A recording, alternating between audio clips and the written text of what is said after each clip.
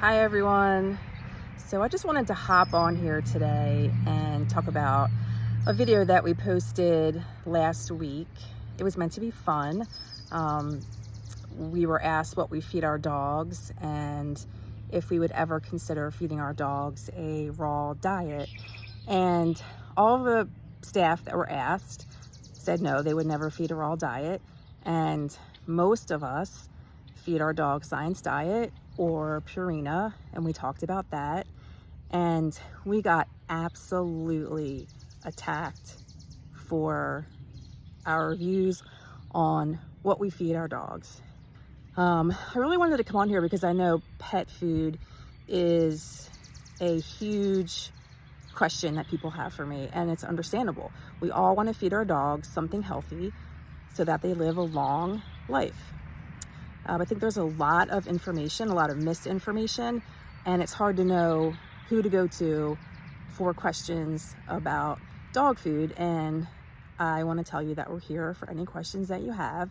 And I wanted to talk to you a little bit about why we don't recommend a raw diet. So I don't recommend a raw diet because it is usually not a well-balanced diet. It's really hard to recreate a formulated diet for dogs and cats. We can't just feed them what we're eating because they need things like bone meal that we don't. And so even if you're feeding a cooked diet, you need to make sure that it's well balanced. And we do have ways for people to do that if that's something you're interested in. But raw foods can cause illness. They can cause salmonella. They can cause other bacterial infections. And a lot of dogs or cats that I see on raw diets do tend to have a lot of digestive problems. So that's really why we don't feed our dogs raw diets. I also think it's really difficult and expensive. I'm sure a lot of you feel like you don't have time to cook for yourself. I don't have time to prepare a raw diet for my dogs. So I wanted to talk to you a little bit about why we recommend the diets that we recommend. I feed my dog science diet. A lot of the comments that we got on the video, and these were not from our clients, these were from people on social media, were saying that we were being paid to recommend science diet. That is 100% not true. We don't sell dog foods or cat foods in our clinic. We offer prescription diets for dogs that need it and cats that need it. So for dogs and cats that have bladder stones or gastrointestinal problems or allergies, we have diets for that. So we do sell that. We do not sell science diet. We don't get any money back from the company. It's just what we like and what we feed our pets because we know that they have nutritionists on board, that their foods are backed by science, and that we see dogs on it every day that are very healthy. So some of the myths about pet food are, I hear a lot of people talking about byproducts.